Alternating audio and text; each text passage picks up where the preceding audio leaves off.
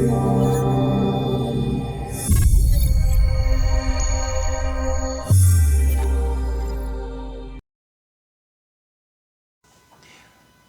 ding, ding, everybody. We are back in the ring. This is Troy Vaughn, also known as Trey Amazing, your favorite part-time stripper, part-time pastor, but full-time dating commentator here with Ringside's Corner Confession.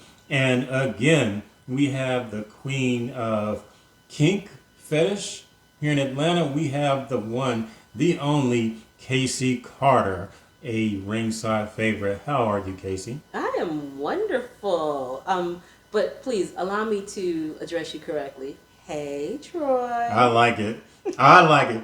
Make no mistake, I don't mind the flirtation. I like it. Indeed. So once again, thank you for granting me an interview. It's been a few months. Last time it was the summertime. Yeah. It was nice, hot, and hazy. So yeah, I'm kind of digging. It's a little chill outside, but I don't mind that because last time it was blazing. It was blazing. So yeah, it was trippy outside. So yeah, that's Georgia for you. So before we get things kicked off and we get into the meat of this, last time we just saw each other recently in technically the Virginia area at the 2021 Exxxotca at the what's it called? The Dulles Expo Center. Dulles Expo Center. That was actually my first time at Exxxotca. I was a pure virgin. Walked in there and blew my mind. This is Exxxotca. I mean, they go to different cities. Heard a lot about it. I mean, the reputation precedes itself. But I had an awesome time. So for the people out there, and I did a video. I did a quick video for the channel. Just highlighting some of my some of the things I saw. Just give me a quick recap of your weekend there. The things that you encounter, ups and downs. What was your overall impression? I know that wasn't your first time, but what was your overall impression of this previous Exxxotca? So first and foremost, Dulles was a first-time experience for Exxxotca. That was their first time there. Folks from that area will tell you things like Exxxotca, adult entertainment expos, don't happen in Dulles. So there was a little hesitation about how well the event was going to go off. But after the success of Jersey, and Jersey is their biggest of locations, and that took place in late October, 2 days after Jersey closed out, tickets for Dulles spiked. I mean, they were crazy. And so we already kind of knew folks were going to show, but we were not ready for the way they packed out the location. Like, as a matter of fact, side story, I'm in my hotel on my way to have breakfast, and I was in a t-shirt. I think it was a boob tube t-shirt. And the guy was on the elevator, he's on the phone, he's talking, and another brother gets on another floor with another porn-oriented t-shirt, and he's telling him, I gotta go, I gotta ask a question. So I'm listening to his conversation, and he hangs up with his call and says, so what's going on? And he's talking to us. And so I told him about Exxxotca over at the Dulles Expo. And he says that, he was in town as part of a film crew. They always find something to do while they're in town somewhere, but that might be the thing they go do that night. And that's Exxxotca for you. People did they show up? I don't know, because it was so packed out. It was So packed out. But that's what Exxxotca brings to an area. It's that excitement of adult stars, people that do porn and cam and all of that in one place that I can see them, and that's that energy that Exxxotca brings to an area. So for me, I get there Thursday. I participate in the meet and greet of all the vendors and the stars who come in early. And then once Friday kicks, it's nonstop. It's showing up to the showroom floor, spending some time in our booth, the Boo 2 booth, which is a show on Exxxotca TV. Ooh. But for me, I love walking the floor. I have always loved walking the floor. I mean, when you and I saw each other, I was walking. You were looking great. You were looking great. You standing out in a great way. Thank you. You know, hard to miss. I mean, just the energy you were bringing with you. I'm like, yeah. No, but I agree with you 1,000%. The energy there was, it was electric. Yeah. You know, like straight up. And for me, you know, just I'm going in there all bright-eyed, bushy-tailed, and I'm actually getting an opportunity to speak and talk to people I've seen, you know, fuck on camera. You know. Right. Like, I'm see, and that's the thing. That's the thing right there. Because, like you said, I mean, it's at an expo convention center. You are literally walking, you know, around, you know, people you see in your favorite porn or cam models or, you know, whatever the case may be. You know, sex workers of all different shades and sizes, backgrounds, so on and so forth. I mean, it was amazing. It was some of everybody. For the most part, you know, the people I met were down to earth. They were inviting. Everybody was cool. So I had a great time. It was definitely something I'm like, yeah, I need to come back. I found my tribe. Yes. See, that right there. So I did a lot of interviews during the course of the 4 Exxxotcas. And for POC, for people of color, Mm-hmm. the one thing that they all talked about was feeling at home, feeling like they saw more of themselves than they were accustomed to. Oftentimes we go to an event that capacity and there's a small little handful of us. Mm-hmm. But at Exxxotca, they are so inviting. They truly believe in diversity for the sake of diversity. They want to see as many options as they can. So you've got people of color and varying colors and varying ethnicities. Like, this was the first time in Dulles where I saw a large group of Puerto Ricans jam together to make sure that they were seen in the building. Oh, they're gonna represent. Right, exactly. See, and It's about representation. I'm from New York, so I'm used to people representing where they're from, but that was a first for me.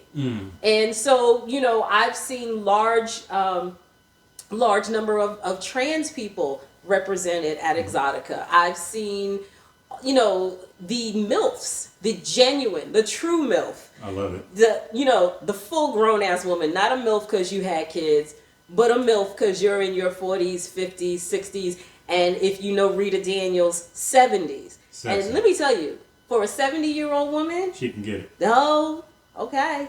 And I'm glad I can call her friend. But no lie, this is what you get at an Exxxotca. Tiny Texie. Did you see Tiny Texie? I got her. I did See? an interview with her. See? So this is what I'm saying. She's very tiny. Yeah. Very much. I had to stoop down low. I was like, I'm getting this interview, and I got it. But that's my point. You are going to get the true depth of diversity, not just the POC, but the whole spectrum of diversity. I had conversation with a dude who is a skateboarder. He had on a plaid mini skirt, micro mini at that. His hair was in ponytails. He had full on makeup, nail polish, the whole nine, and was on a collar and a leash. And he and I just chatting it up like, you know, girls do. And I'm sitting there looking at him thinking, this is so fascinating. This is fascinating. But this is what you get at an event like Exxxotca. And he was giddy as all get out to be seen in his outfit. Just being in his element. Right. Being unapologetic about who he is. I mean, yes. I think I even said that on the video. I was like, yo, this event may not be for the faint of heart. If you are ultra conservative, this probably is not the spot for you. However, you know, it was all over the place and I loved it.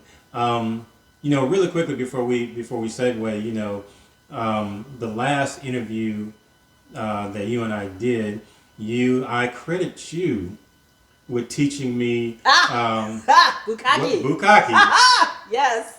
And lo and behold, that is probably maybe the second highest viewed video on my channel. Okay. That video, because I put Bukkake in the title, got a lot of views, and I'm like, I tell people I legitimately didn't know what Bukkake was. And then I had to go search for videos like, oh, that's Bukkake. That's Bukkake. And Oh, then yeah. right after that, I start hearing the word like, see now, when I hear the word bukkake, I know what they're talking about. I'm not in the dark anymore. I know what's up. Listen, I just love the sound of the word bukkake, you know, and then when you see what it is, it's like, ooh, ooh. It's fat. I mean, when now everybody out there, if you're listening, definitely don't search for this on a work computer. I just want to go ahead and put that out a there. not safe for work. Yeah, Content. if you are at work, if you are using the Wi-Fi at your church or anything, don't search for it. Wait till you get home. Please. Yes. Because you are not going to blame Casey and Troy for why you got called into the boss's office. Right. You get fired, I ain't paying your mortgage. I'm just not. No. But I no, do want you to look up bukkake.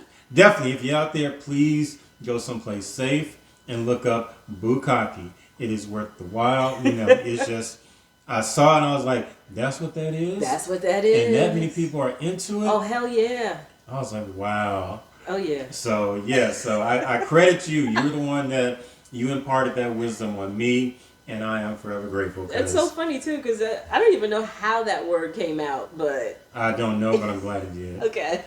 So, let's, I want to go ahead and segue into something, a little more serious, but something that needs to be shared. And, you and I talked about it, prior, but since we last saw each other, we lost, someone who, from my understanding, was very big in the adult world. A young lady, I think she was an IG model named Tiger Booty. I saw that on a mutual friend of ours' timeline, and this young lady, she was apparently flown to Ghana to meet a billionaire, and she was subsequently found dead in, I think, a hotel room or something like that. And I know you mentioned that there was another young lady who the same thing happened to her out in, what was it, Connecticut? You said? Bridgeport. Yeah, Bridgeport, a woman who flew out to meet a man and tragically never made it home. So this practice of being flown out it's a lot of things. It is not anything new. However, it is something that is gaining a lot of steam and momentum as far as people talking about it, being, it's a hashtag. There are groups out there. A lot of people are really, they seek pride in the idea of somebody being so interested in them to fly them out, whether it be to a different state or just to a different country altogether. It has its own hashtag and everything. And you can go into a lot of groups on Facebook, you can see on Twitter. That is the thing to do. That is the thing to say, hey, I met this guy.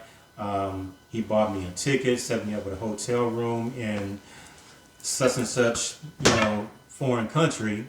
And, the whole thing is like I got quote unquote flued out. This is something that a lot of people are catching on to. However, we are seeing, more and more stories that, these, most of the time it's women. You have men, that do it as well. But majority of the time we see women who don't make it home. They fly out and, we never hear from them again. So, before we go into like the cautionary side, what's your experience, or what are your thoughts about, this phenomenon just, being reinvigorated on social media? So, even before I spent time in the adult community, I was always very cautious. I sold real estate for 10 years. Mm-hmm. And one of the things I used to always do if I was meeting someone outside of my office, I always would let someone know, here's who I'm meeting, here's where I'm meeting them, name, phone number, and of course this was back way before we were taking selfies and things like that. But I either told the receptionist at my office, I told my husband at the time, I'm going to meet them at 5 o'clock. By 5:30, I want you to call. Because I wanted my activity to be known, that in case I didn't report in, folks can say, well, the last time I talked to her was at this time. Here's who she said she was going to meet. Mm-hmm. So it's always been something that I've done just for my own safety. So when we talk about this phenomenon. And again, it's not truly a phenomenon in terms of being something that's this new thing we're doing, but it seems that we're promoting and publicizing it more than we're accustomed to. Absolutely. Especially because a lot of the people, let me back up, a lot of the people who traditionally do this are dominatrix who are well known, well established, and have a routine. Mm-hmm. That right there is the whole point of this conversation. And a lot of them are European. And you don't see as many American women leaving the country like that. But when they do, they are well established and they have a routine. Mm-hmm. So let's talk about what routine looks like. First and foremost, don't leave the country if you've never left the country. Okay? Mm-hmm. Let me say it again. If it's your first time. Don't leave the country if you've never left the country. Next, if you're going to leave the country and go to some place you've never been to meet someone you've never met before, and they're paying, this billionaire is paying for you to fly to another continent, they should also pay for your companion to accompany you. You don't want to go someplace like that by yourself, right? Mm-hmm. You need to bring a companion. Because, let's be honest, once you leave the safety and security of the United States, I don't care how fucked up you think the U.S. is. Once you, as an American citizen, leave the safety and security of the U.S. to go to another country and you go by yourself and something happens, they don't give a fuck who you are. And it has nothing to do with you being a sex worker. It has everything to do with you went over there. You made the choice to go. Whatever happened, as tragic as it is, that's on you. We're not doing anything about that. So you need to come with your own security. Take someone with you. If they will pay for you to go, they will pay for someone else to go. If they're that serious about having you. Okay? But again, once you're there, routine, right? So you're going to take someone with you. When you go, they're obviously setting someplace up for you. I don't recommend you staying at their house. Please, God, don't stay at their house. Right. Don't even stay at the little house on their property. Have them put you someplace public. Stay in some hotel. There are a lot of witnesses. Where there are a lot of witnesses. And then if they are setting up the hotel for you, make that initial meeting in the lobby of the hotel. Do not take you and yourself all the way up to that hotel room because they told you I'm in room 1234. Meet them in the lobby. As a matter of fact, take yourself to the front desk. Go to the bar. Go to the bell stand. Tell everybody, oh, I'm here to meet someone. This is our first date. Let people see you. Let them know why you're there. And when they come to meet you in the lobby, make sure somebody else sees you. Go, oh, this is Bob. This is our meeting. This is the person I said I was meeting. So that there's eyes. You know, eyes are all on this. Because honestly, someone who does not want to be caught, someone who has intent on doing you harm, is not going to go through all of that. Right. They don't want to be seen all out in public with a lot of eyes on them, a lot of light, cameras. You know, they want to avoid that as much as possible. At all costs. Right. And if that's the case, if you get resistance, because here's the thing, a lot of us are doing this for the money and out of desperation. This is why I say this is not a new person's game. This is a grown-ass game we're playing, right? High stakes. So when you are doing this, if they don't want to meet you in the lobby, you don't go. Don't do it. Don't go.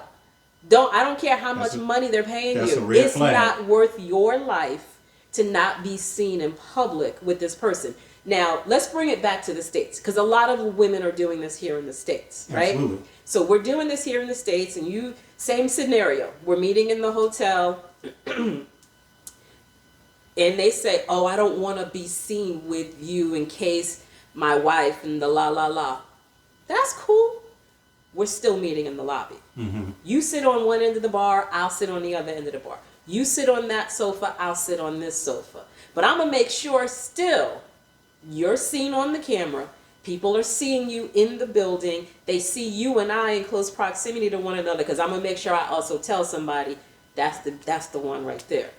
Okay? It's all about notification. It's about having a routine. It's about thinking through all the scenarios. We get so caught up in the excitement of I'm being flown into someplace. Mm-hmm. We get caught up in the excitement of they're paying me $10,000. And understand too, a lot of these people who are getting paid $10, $15, $20,000, a lot of that's some overnight shit. Mm. I got my own personal feelings about the overnight, the 18 hours of whatever. And again, that's a grown woman's game. That's not something for the new and excited and the want to get paid. It's for those who have established routines. And allow me to say this. A lot of you know Sadie Hawkins, the dominatrix Sadie Hawkins, who passed away several years ago. Mm. She was killed by someone she knew. This wasn't even a stranger. This was someone she knew personally, intimately, and she lost her life because she went out of routine. So you need to develop a routine. You need to be faithful to that routine at all costs. Because like you said, I mean, they're going to be, you may come across people who are going to say, well, I can't do this. How about we meet over here? Like, don't break your routine for anybody, because that one time you get caught slipping may be your last time. Exactly. So, like you said, for something like this is for grown people who are established, people, they're not new to this. It's not their first rodeo, but you are seeing, and let's be honest, I mean, it's been said about the city of Atlanta. Atlanta is known as the sugar baby capital of the world. You're going to have these young, impressionable, 18, 19, 20, 21-year-olds who are excited about the idea of someone paying them, 4, maybe even 5 figures, right, just to fly them out, to some place they ain't never been before. I mean, we're talking about, some of these young ladies ain't never even left Georgia. Yes. But they're getting propositioned to meet somebody in Europe, in Africa, in Asia, in Middle East. And understand, these people know that. They right. know these girls have never been anywhere. You're impressionable, easy, it's easier to, impress a 19-year-old who ain't never been anywhere, never experienced any kind of luxury, and promise them everything. Look, I fly you out, put you in the best castle or best 5-star this, great meals. I just want you to come over, pay you this. So it's almost like it's like a trap. Yeah. And, with the story that I just saw about Tiger Booty a few weeks ago, that certainly wasn't the first time I heard about this, but it just got me to thinking, like, what is going on? What is happening to so many of our young women where they're being flown out, but they're going over there, but they're coming back in a box? I think a lot of it has to do with, it's a new thing. First and foremost, COVID upped the game on camming. COVID kicked in, and a lot of people couldn't do what they were doing, whatever that was, right, to generate revenue. So a lot of them showed up on OnlyFans. Mm-hmm. Oh, right? OnlyFans spiked. Yes. A lot of these people showed up on OnlyFans, and a lot of them are now OnlyFans famous for one thing or another. So I think a lot of the new population of people doing this travel have been found on OnlyFans. So they're not necessarily, say, in a community of people who do this. So they don't have someone to tell them, here's how you do this, right? So when you are, say, a part of a leather family or a dominant submissive scenario, relationship, you don't have a matriarch who schools you on how to do this, right? You don't have that support system that you're watching move through these communities. Because in those communities, in those kink and BDSM places, in those leather places, they may not be traveling Europe, but they're traveling state to state to state. Right. And they're all teaching each other how to safely travel from state to state to state. The do's and don'ts and all that. A lot of them have other connections. If I say, even right now, even though I'm not formally a part of the leather community, but if I called up one of my leather friends and said, here's where I'm going, they can find me somebody there that I can connect to be my, here's where you go, here's where you don't go. Kind of be your eyes and ears on the ground. Exactly. They can tell me, if I say to them, it. I'm going to the, such and such hotel, they can tell me, nope, don't go to that hotel because this is the reputation of that hotel. You need people who can do that for you. And a lot of these girls who became OnlyFans famous don't have that community. They just, like you said, this was, these girls are your 19-year-old college student, now your OnlyFans model, now you're getting flown out. And like you said, a lot of these young ladies, they don't have that. Mm-hmm. They don't have that. Some of them, they may not be in a position where they can go to their parents and say, hey, this billionaire is about to fly me out. What should I do? Because why? They're probably afraid their parents will say, are you fucking crazy? No, you're not flying to Africa. Their parents probably will say, like, you better not get on that goddamn plane. Exactly. But that is the whole point of it, is you need someone to make you pause and think through the process. I'm not saying don't go. Right. I'm saying if you're going to go, here's how we're doing this. You're first and foremost, thank you for the invitation. I will be bringing so-and-so with me as well. If they don't want to pay for so-and-so, ain't nobody going. Right. Period. We go or nobody goes. Right? And so it's we. I'm like, yeah, it's a we thing. Right. It's a we thing. Just like it's no different from, going to the club with your girls. Like, either we all go or none of us. Exactly. You have to have that. You have to have that. That connection. Swim with a buddy. Yeah. Buddy system. They're plain and simple, right? You need someone who's there watching your back. Mm-hmm. And it is what they fail to realize is these people in these countries, we here in America as women, and especially as women of color, we struggle to be seen and recognized by the powers that be. You are now going to a foreign country where women don't mean shit. I didn't want to say that. Nah, we got to say it, Troy. No, you are right on the money, because number one, I didn't want to go there on social media because I didn't want to get canceled. But I'm thinking to myself, now, y'all really think in these other countries where women are seen and not heard, are more objectified, hypersexualized, like it's nothing, not to say that things are perfect here in the U.S., right, but they for damn sure better than what you will see overseas. What makes you think they're going to give a damn about your life? They don't. What makes you think that if something happens to you over there, the whole city or the whole country ain't going to shut down to find you? It's not going to happen. Because they're not going to find you. You're lucky if you're found. Right. Lucky if you're found. Because understand this, in a country like Africa, men in Africa, Middle East, you pick someplace over there, men do whatever men want to do. And there is no women to stop them from doing that. I'm not saying women aren't fighting for power, but they haven't gotten it yet. We have more power here in the U.S. than most women do in these other countries. So again, when a woman from the U.S. goes to one of these countries and comes up missing, is turned into a sex slave, whatever the case is, they know that if they get you on their soil, they can keep you here. Whether dead or alive, they can keep you once they get you. And nobody coming to find you. And nobody's coming to get you. Right.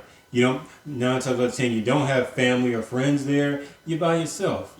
This is, people thought Taken was just a movie. No, that shit that's happens. Some real shit. That shit happens. Yes. And so, but again, when this happens, I'm always just amazed at how many young women are just, they feel validated. They feel like, I got this man who's got money, this high value prince or aristocrat or whomever, overseas gonna fly me out, and these women are eating it up. To the point, like I said, it becomes so popular. Women like, if he can't fly you out, he ain't shit. You gotta get quote unquote flued out. And I'm like, is it that serious, ladies? Is it that serious? It's here. Okay. All right. So as a woman, break it down. I'm gonna say this. Yes, it is that serious. And I'm not saying it in terms of fly me to another country. I'm saying it in terms of the value we've placed on ourselves by the fact that this man is going to spend this money. Okay? That's what it boils down to. We have to reassess what value we place on ourselves.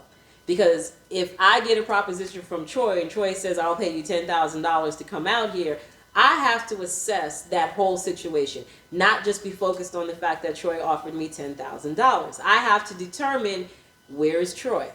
What is it that I'm being asked to do? What level of security can be built into this transaction? I have to place higher value than the $10,000 on my life, because I have to also remember, if I leave the country, nobody's coming to get me. If I leave by myself, nobody knows how to find me. Okay? So we have to reassess how we value ourselves. So many of us don't have a lot, didn't come from a lot, that when we see $10,000, we have hit the lottery, the Mega Millions. We got the one and only ticket for the 100 million thousand. Like, you know what I'm saying? We have to reevaluate our value. Because again, if it were me and I've never left the country and I don't have this routine established, can you come here? Mm-hmm. Come here. Come meet me in my home country. Right? Let me show you Atlanta. Let wherever, New York, California, whatever the case is, get them to come to you. Because if they won't come to you, then you should not go to them. And let me rewind and say, I'm not saying you should never leave the country. I'm saying be smart about how you do it. Practice some caution, because at the end of the day, I don't care if it's Africa, the Middle East, Asia, you don't know what you're flying into. No, even if it's Europe. Yeah, even Europe, if it's anywhere. Europe. It's the fact that once you leave the quote unquote safety and security of the U.S. Listen, I went to Mexico back in 2015, me and a girlfriend, and we wanted to go shopping off the resort because we were on a resort for the sake of safety on the resort. Granted, that's also a fallacy, but she and I were together, and we were always together when we were on the resort. We decided we wanted to go shopping. We went to the local Walmart. We took a cab to the local Walmart. And then we had said, well, we want to go out and see something else. I don't know. And someone said, well, hey, get on this bus and ride to this thing. And I don't know what the fuck we were thinking, but we got on the bus. And we missed our exit because the bus driver didn't speak no English. We didn't speak no Spanish. And I understood, but I didn't understand enough to know where we were supposed to get off. When the bus left what was obviously a business area and started going up the mountain and all I saw were trees, I was like, bitch, let's get the fuck off the bus. I don't know where the bus is going, but this ain't good. You leaving civilization, going into the... First off, going into the woods, that's already the first line of a horror flick. Right. Okay. You're right. going into the woods. And we two little black girls on the bus. So we got off the bus. And we walked across the street, waited at the other bus stop to get back into town. But I tell that, and I'm being that transparent because she and I are on the bus having this conversation. Girl, how are we going to explain why our asses are not on the resort? Why the fuck did we even leave the resort? We should have kept our little black asses on the resort and just bought whatever we needed to buy right there on the resort. Or we should have had the resort take us where we wanted to go, instead of trying to be grown and venturing out amongst the people, right? I'm in another country. If I never came back from Mexico, the U.S. government ain't trying to figure out why. And it's only Mexico. So think about this when you're leaving the country. When you leave the U.S., I don't care how fucked up it is, at least in the U.S., there's going to be some level of investigation, or you can force some level of investigation. You got a shot. You're not getting shit leaving the country. Nobody's caring when you leave the country. So again, I can't stress enough, be smart about how you do this. It's that simple. Be smart. Because I do agree with you. I mean, this, it does happen in the U.S. We know this. However, at least in the U.S., there's a shot. There's a shot that, like you said, they may conduct an investigation. They may ask some questions. They may round some people up. There is a chance and a possibility, that your case can be solved. You go overseas, not so much. Not so much. But no, I really think this information is valuable because again, to see this from a social media standpoint, people are, I mean, women are eating it up. Mm-hmm. I It's something, understand. it's there, and, you know, it's not going to stop, but I do agree, like, look, because I feel the exact same way as you. You know, I'm not telling anybody to just stay home, not see the world, you know, not be adventurous, you know, you're only young once, you know, go do the damn thing. But there are some, you know, safeguards you need to have in place. That way you make it back home safe. You know, there's some things you can do to ensure that, you know, you remain, you know, safe and sound when you go over to whatever country, you know, because for a lot of these young ladies to hear that a prince or a king or this, it sounds so much like a fairy tale. Absolutely. It sounds so much like a Prince Charming. This man is gonna come and take me from the projects to a castle and, you know, give me my Birkin bag and my cars, my shoes, all Yeah. that. It sounds like a fairy tale. And that's why, you know, when I read the stories, I'm like, this goes over like gangbusters on some of these women. They're gonna, you know, to have this like, look, I can quit my job. All I gotta do is just fly to this country and meet the man of my dreams, and then you don't make it home. And so I really, you know, thank you for giving these helpful hints.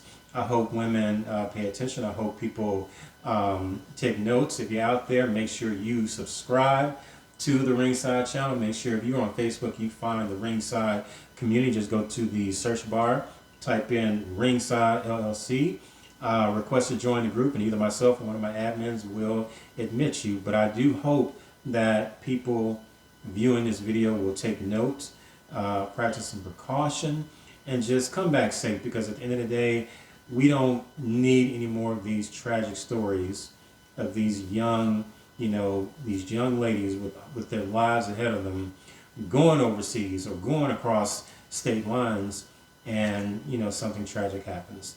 Really quickly before we wrap up, Casey, what you got for us? You know, you got any events? You got any books? What you got for us that you want the followers to know about? How can they find you? Well, first you can find me on Instagram and Twitter at Casey at Night, or on Twitter at Read Casey Carter, and Instagram at the Casey Carter Experience. I will be bringing back Casey at Night. That was my web series. That'll be coming back in February. I have to think about that. February. It airs live Wednesdays on YouTube. It was airing at 8, but I'm gonna have to move it, I think, to 7. So it'll probably, but I'll put all of that out there. And then on Wednesdays, I'm also on Exxxotca TV's Boob Tube, and that's at 9 o'clock. I wonder why. I don't know. And that's at 9 o'clock on Wednesdays. But I'm hoping I can do another fetish ball in 2022. COVID is a motherfucker, okay? Yeah. It's just all up. I mean, you've been to the fetish ball. I enjoyed myself too. I can't do the fetish ball in COVID times. Wouldn't be a good look. No. Because the last thing you need is for someone to say they caught COVID at your event. That's a hard stigma to overcome. No, and while I've gone to events where they've been, you know, you've had to have been COVID tested and vaccinated and all of those things, I'm like, I don't want to put that level of pressure on the situation either. But I will definitely be at Exxxotca all this year, starting with Chicago at the end of April. Chi-town. Yes, I'm looking for it. This will be my, I think, 4th time in Chicago. I love Chicago. I'm looking forward to the new season of Exxxotca. But as it relates to this conversation we just had, I do something called Casey's Safety Tips featuring Lorenzo. And before you and I talked, I had said to him, based on this conversation, I'm like, hey, I think we need to do a special specifically about this topic. Because I, like you, have been seeing it. It's around, but we're seeing folks pour their heart out to these people who have lost their life, but we're not seeing people tell them how to be safe. Yeah. So I appreciate the fact that you wanted to have that conversation. And Lorenzo and I will keep having that conversation, because it's important that we look out for one another. That's the bottom line. We need to look out and care about one another and not be afraid to tell them the hard things that they don't want to hear. No, I agree. I mean, when it's all said and done, I didn't meet, Tiger Booty. That was her, I think that was her IG name. I never met her. I've definitely seen her on social media. She was popular. Mutual friends of mine, I have friends of mine that met her and knew her very well, and that's how I, discovered that, she was deceased.